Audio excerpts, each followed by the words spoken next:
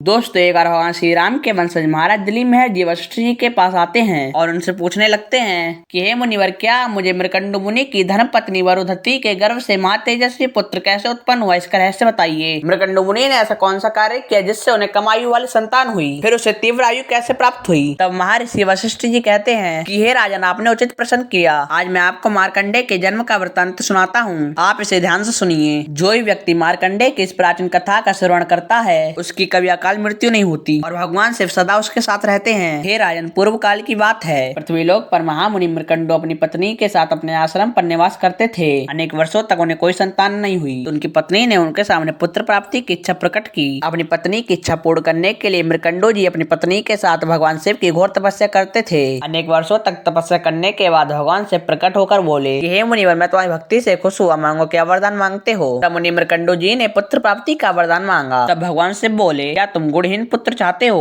तब मुनि मृकंडो ने कहा कि हे भगवान, मैं गुणहीन पुत्र नहीं चाहता, भले ही उसकी आयु छोटी हो मगर वह गुणवान और सर्वश्रेष्ठ हो। तब भगवान शिव ने कहा, ठीक है, मैं तुम्हें 16 वर्ष का पुत्र देता हूँ जो धार्मिक, गुणवान और सर्वश्रेष्ठ होगा। फिर कुछ दिन बाद मुनि मृकंडो की पत्नी गर्भवती हुई। मृकंडो ने विधि पूर्वक गर्भदान का संस्कार किया। जब 8वां माह आया तब मुनि ने पुत्र की सुखपूर्वक उत्पत्ति के लिए सबतोन्नयन संस्कार किया ताकि संतान का जन्म होते समय किसी भी तरह की विघ्नता न हो। बालक के जन्म का समय आने पर वरुधति के गर्भ से सूर्य समान तेजस्वी पुत्र उत्पन्न हुआ। उस बच्चे का नाम मार्कंडे रखा गया। इस तरह कई वर्ष बीत गए। जब मार्कंडे का 16वां वर्ष प्रारंभ हुआ तो उनके पिता मृकंडो जी का हृदय शोक से भर गया। अपने पिता को शोक में देखता हुआ मार्कंडे ने अपने पिता से शोक का कारण पूछा। तब मुनि मृकंडो ने कहा कि हे पुत्र, भगवान शिव ने तुम्हें केवल 16 वर्ष की आयु दी है। तब मार्कंडे जी बोले कि हे पिताश्री, आप मेरे लिए शोक बिल्कुल भी मत कीजिए। अपने पुत्र की बात सुनकर उसके माता पिता ने अपने शोक का त्याग कर दिया और बोलते हैं कि हे पुत्र, तुम भगवान शिव के शरण में जाओ, वे कालों के काल हैं, उनसे बढ़कर और कोई नहीं है। तब मार्कंडे समुद्र किनारे पहुंच गए और वहां अपने ही नाम से एक शिवलिंग स्थापित किया। इस प्रकार पूजा करते करते कई दिन बीत गए। फिर उनकी आयु का अंतिम दिन आ गया। तब वहां पर एक काल आया और बोला कि हे पुत्र मार्कंडे, आज तुम्हारी आयु समाप्त हो चुकी है, इसलिए मैं तुम्हारे प्राण लेने के लिए यहाँ आया हूँ। तब मार्कंडे बोले कि हे काल, मैं जानता हूँ कि आज मेरा अंतिम दिन है, परंतु जब तक मैं शिव स्तुति नहीं कर लेता मेरी प्रतीक्षा कीजिए, क्योंकि मैं शिव स्तुति करे बगैर कहीं नहीं जाता, भोजन भी नहीं खाता, यही मेरा व्रत है। तब काल हंसते हंसते बोला कि जब मौत निकट आती है तब काल ये नहीं देखता कि उस व्यक्ति का कार्य पूरा हुआ है या नहीं। काल के ये वचन सुनकर मार्कंडे जी बोले कि हे काल, जो व्यक्ति शिव स्तुति में लीन हो उसका काल कुछ नहीं बिगाड़ सकता। और हे काल, क्या तुमने मुनियों की बात नहीं सुनी है कि शिव भक्तों पर कोई भी आपत्ति नहीं आ सकती। मार्कंडे की इस तरह की बात सुनकर काल बहुत क्रोधित हो गया और गुस्से से बोला कि हे बालक, तू किसे चुनौती दे रहा है, अभी तूने मेरा बल देखा नहीं है, अभी तुम्हारे प्राण को तुम्हारे शरीर से अलग कर देता हूँ और ये देखते हैं कि महादेव तुम्हारी रक्षा करने के लिए आते हैं या नहीं। ये कहकर काल जैसे ही मार्कंडे की तरफ बढ़ा वैसे ही उस शिवलिंग में से शिवजी प्रकट हुए और भगवान शिव ने काल की छाती पर लात मारी। लात पड़ते ही काल पीछे जा गिरा। इसके बाद काल भगवान शिव से क्षमा याचना करने लगा। क्षमा मांग कर काल वहाँ से भाग चला। फिर भगवान शिव ने मार्कंडे की शिव स्तुति से खुश होकर उसे पूरे जीवन का वरदान दिया। मुनि वशिष्ठ जी कहने लगे कि हे राजन, मैंने आपको मार्कंडे के जन्म का वृतांत सुना दिया। जो भी व्यक्ति इस कथा को सुनता है उसके जीवन के सारे पाप भस्म हो जाते हैं और उसकी मृत्यु का भय भी नष्ट हो जाता है। तो दोस्तों, अगर आप भी भगवान शिव के सच्चे भक्त हो तो वीडियो को लाइक करके कमेंट सेक्शन में हर हर महादेव जरूर लिखें। अगर इस चैनल पर आप नए हैं तो चैनल को सब्सक्राइब जरूर करें।